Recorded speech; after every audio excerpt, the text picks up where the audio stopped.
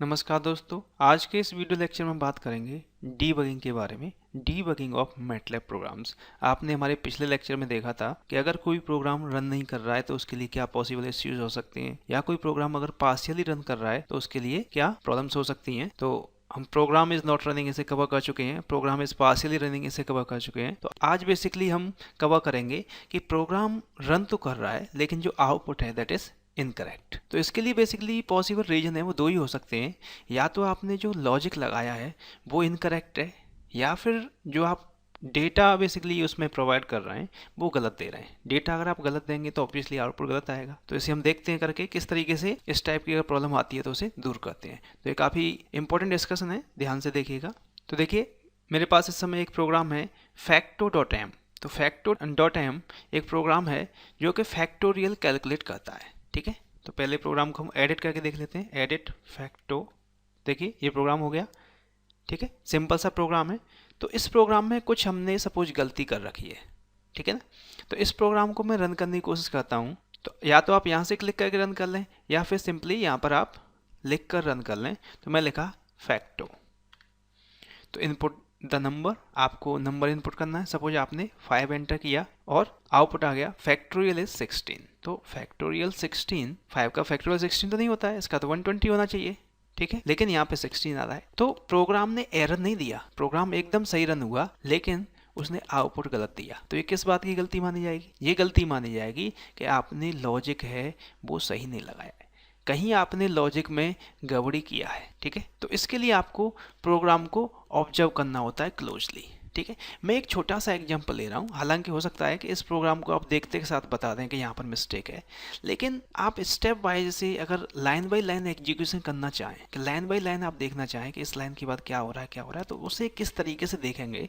तो बेसिकली मैं इस प्रोग्राम की मदद से मैं आपको जो प्रोसीजर होता है डीबग करने का उसे समझाने की कोशिश करूंगा। क्योंकि अगर बड़ा प्रोग्राम ले लूंगा तो उसमें आपको दिक्कत हो सकती है, तो हम छोटे प्रोग्राम से ही समझने की कोशिश कर रहे हैं। तो इसके लिए क्या करना होता है, इसके लिए आपको बेसिकली डीबग मोड में प्रोग्राम को रन करना होता है। तो उसके लिए करना होगा, देखिए सबसे पहले आपको प्रोग्राम को ओपन करना होता है। तो एडिट फैक्टो, प्रोग्राम खुल के आ गया।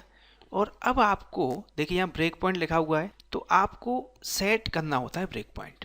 तो आपने CLC पर ब्रेक पॉइंट सेट कर लिया, ठीक है, यहाँ पर आपने सेट कर लिया। और उसके बाद प्रोग्राम को आपको रन कर देना है। तो देखिए जैसे ही प्रोग्राम को आप रन करेंगे तो यहाँ पर देखिए के लिख के आ गया, ठीक है ना। तो ये इस समय डीबग मोड में चल रहा है। अब आपको ध्यान ये रखना है कि आपको इस समय जब डीबग मोड में चला रहे हैं तो उस समय एक तो प्रोग्राम देखना चाहिए, उसकी लाइंस जो लिखी हुई हैं, दूसरा आपको कमांड विंडो देखनी चाहिए, और तीसरा आपको वर्क स्पेस दिखना चाहिए। जब भी तो आप चेंज देख पाएंगे कि यहाँ पर जो ये लाइन रन हुई तो इसकी वजह से वर्क स्पेस में क्या चेंज हुआ, या फिर कमांड विंडो पर क्या चेंज आया, या फिर कोई इनपुट मांग रहा है तो वो यहाँ से मांगेगा, तो आप आसानी से उसे आइडेंटिफाई कर पाएंगे, ठीक है ना। तो इन विंडोज को आपको पहले इस तरीके से खोल लेना है, क्लियर है। अब आपको यहाँ पर स्टेप पर जाना है, ठीक है ना। यहाँ कई सारे आपको ऑप्शंस दिखाई दे रहे हैं, कंटिन्यू दिखाई दे रहा है, स्टेप दिख रहा है, step in, step out, run to cursor, कई सारे आ रहे हैं, क्विट डिबगिंग मोड, इस तरीके से, ठीक है। तो आपको स्टेप करना है, कंटिन्यू कर दोगे तो ये प्रोग्राम पूरा आपका एक बार रन हो जाएगा बेसिकली। तो आपको स्टेप करना है, स्टेप करेंगे तो आप स्टेप वाइज आगे बढ़ेंगे, ठीक है। देखिए यहाँ पर पहली लाइन है CLC, तो मैं स्टेप जैसे करूंगा तो क्या होना चाहिए, क्लियर स्क्रीन होनी चाहिए। देखिए स्टेप किया तो यहाँ पर स्क्रीन है वो क्लियर हो गई, ठीक है। उसके बाद अब आपने फिर स्टेप किया, तो आप अब स्टेप करेंगे तो अब क्या ये इनपुट मांगेगा। तो आपने स्टेप किया तो देखिए आ गया इनपुट द नंबर। तो सपोज मैंने नंबर दिया 5, ठीक है, और एंटर किया तो ये थर्ड लाइन शो कर रहा है कि हाँ थर्ड लाइन पर है यहाँ पर। तो फैक्ट इज इक्वल टू 1। अब देखिए आपको हो सकता है ये समझ में क्लियरली नहीं आ रहा हो, तो इसके लिए हम एक काम कर सकते हैं, हम इसे कंटिन्यू कर देते हैं। कंटिन्यू बाहर हो गया, और हम पहले वर्क स्पेस को क्लियर कर लेते हैं। क्यों, देखो अभी आपने यहाँ पर 5 एंटर किया, ऑलरेडी 5 था, क्योंकि हम प्रोग्राम को पहले रन कर चुके हैं। तो आप क्लियर कर लें तो आपको अच्छी तरह समझ में आएगा। आपने कर लिया क्लियर, ठीक। तो अब वर्क स्पेस क्लियर हो गया। अब मैं प्रोग्राम को दोबारा रन कर रहा हूँ, ठीक है। अब मैं प्रोग्राम को दोबारा रन कर रहा हूँ, रन किया, ठीक, स्टेप किया तो पहले स्क्रीन क्लियर हो जाएगी, स्क्रीन क्लियर हो गई, और फिर आपने स्टेप किया तो अब इनपुट मांग रहा है, तो आपने 5 किया, ठीक है। अब देखिए अभी इधर वर्क स्पेस में कुछ भी नहीं है, जैसे ही मैं एंटर करूंगा यहाँ देखिए n इज इक्वल टू क्या आ गया 5, ठीक है, और ये थर्ड लाइन पे पहुंच गया है, ठीक।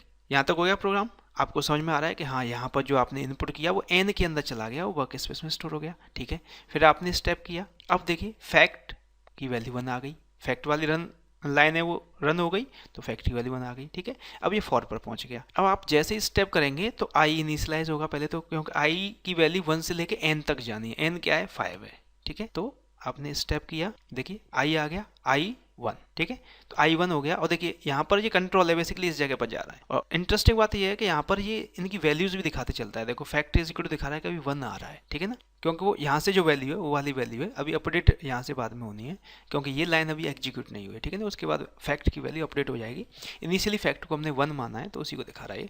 ठीक है, अब फिर आपने नेक्स्ट किया, तो जैसे ही आप स्टेप करेंगे तो फैक्ट की पहले वैल्यू क्या थी? 1, और आई अब क्या हो चुका है? 1, तो क्या हो जाना चाहिए? फैक्ट 2 हो जाना चाहिए।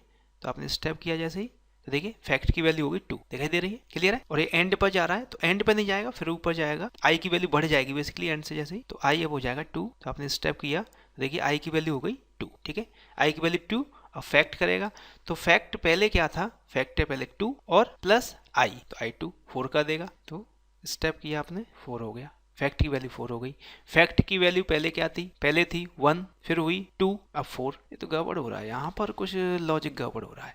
1 इंटू 2 इंटू 3 होनी चाहिए थी, या फिर उल्टा जो हमने फैक्टोरियल का प्रोग्राम बनाते हैं बेसिकली, तो 5 करना है तो 5 इंटू 4 इंटू 3 इंटू 2 इंटू 1, इस तरीके से कुछ लॉजिक होना चाहिए। इसका मतलब यहाँ पर कुछ हमने गड़बड़ कर लिया है। तो वो गड़बड़ क्या है? कुछ आपने पहले फैक्टोरियल का प्रोग्राम पढ़ा है तो आपको समझ सकते हैं कि यहाँ पर जो फैक्ट ये हो रहा है ये सही नहीं आ रहा है। क्या ये 4 हो गया? नेक्स्ट होकर देखते हैं। फिर हमने स्टेप किया, तो देखिए अब आई की वैल्यू होगी 3, और फिर स्टेप कर रहा हूँ, अब फैक्ट हो गया 7। ये कौन सा हिसाब आ रहा है? समझ में नहीं आ रहा है, 7 कैसे आ जाएगा?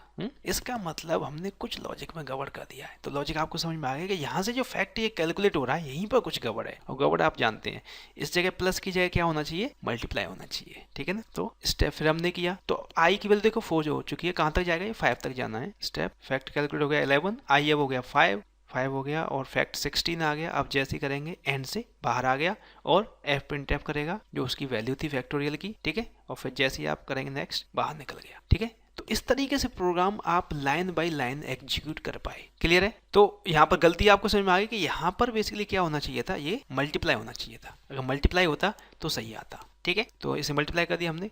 अब इसमें थोड़ा सा और सीख लीजिए, आप यहाँ पर एक से ज़्यादा भी ब्रेक पॉइंट लगा सकते हैं, क्योंकि ऐसा हो सकता है कि मान चलिए जैसे यहाँ पर लूप था, तो लूप में यहाँ अभी तो मैंने दिया था n इक्वल टू 5, अगर n इक्वल टू दे दिया 100, तो क्या 100 बार आप घुमाते रहोगे इसे? ठीक है ना, तो उस केस में आप ऐसा भी कर सकते हैं कि आप एक से ज़्यादा जगह पर ब्रेक पॉइंट लगा सकते हैं। तो आपने यहाँ पर एक और ब्रेक पॉइंट सेट कर दिया, तो उससे क्या होगा? जैसे F10 से तो बेसिकली जो नेक्स्ट होता है, और F5 करते हैं तो आप नेक्स्ट ब्रेक पॉइंट पर चले जाते हैं। देखिए दोबारा मैं इसे रन कर रहा हूँ, और देखिए इसमें एक और काम कर सकते हैं हम, इसी वजह से मैं लिख के चलता हूँ, इसे यहाँ पर क्लियर भी लिख लीजिए, CLC और क्लियर, जिससे कि वर्क स्पेस भी क्लियर हो जाएगा, सब आपको साफ दिखाई देगा। ठीक है, सेव किया हमने, और अब इसे हम रन कर रहे हैं। ठीक है, तो रन किया, तो देखिए अब मैं F10 प्रेस कर रहा हूँ, तो F10 से नेक्स्ट ऐसे जाता है। अगर आप F5 कर दें, सपोज आपने प्रेस कर दिया F5, तो पहले तो ये इनपुट मांग रहा है, आपने 5 दिया सपोज, और जैसे ही एंटर किया, देखिए सीधा 8 लाइन पर पहुंच गया, बीच वाली लाइन नहीं दिखाई आपने। अगर F5 प्रेस करते हैं तो आप सीधे नेक्स्ट जो ब्रेक पॉइंट है उस पर चले जाएंगे, लूप इसने बार बार रन नहीं कराया। क्लियर है? बाहर निकलना है तो आप सीधे कंटिन्यू कर देंगे। ठीक है, अगर कोई, जैसे सपोज हम कहीं फंक्शन कॉल करते हैं, कोई फंक्शन अगर हमने कॉल किया है, उसके अंदर अगर आप जाना चाह रहे हैं, तो उसके लिए आपको करना होता है स्टेप इन। जैसे मैंने इसे रन किया, तो यहाँ पर कई सारे ऑप्शन देख रहे हैं आप, तो यहाँ पर स्टेप इन अगर आप कर देंगे तो बेसिकली आप उस फंक्शन के अंदर चले जाएंगे। जैसे मैंने स्टेप किया यहाँ पर, ठीक है, इधर किया, और उसके बाद मैंने किया स्टेप इन। अभी 5, यहाँ पर हमें कोई बेसिकली फंक्शन इस तरीके से दिखाई नहीं दे रहा है जिसके अंदर हम जा सकें, तो यहाँ पर स्टेप और स्टेप इन का एक ही फंक्शन होगा। अगर कहीं कोई फंक्शन आपने कॉल किया होता तो वहाँ पर ये इस तरीके से दिखाता। ठीक है, और स्टेप आउट कर देंगे तो आप नेक्स्ट उस पर पहुँच रहे हैं, और फिर प्रोग्राम के बाहर। क्लियर है? और जब आपका काम हो चुका है तो आपको फिर क्या करना होता है? क्लियर ऑल ब्रेक पॉइंट को आपको क्लियर करना होता है, तो सारे ब्रेक पॉइंट क्लियर हो जाएंगे, सेव कर देना है। तो अब प्रोग्राम आप रन करें, तो आपने 5 दिया तो 120 आ रहा है। ठीक है, तो ये पहली टाइप की प्रॉब्लम हो गई। दूसरी प्रॉब्लम जैसे हम बता रहे थे, उसमें क्या हो सकता है कि आप इनपुट ही गलत दे रहे हो, रॉन्ग इनपुट दे रहे हो, तो ऐसा हो सकता है। तो देखिए हम प्रोग्राम को रन कर रहे हैं फैक्टो, और मैंने दे दिया इनपुट सपोज -5।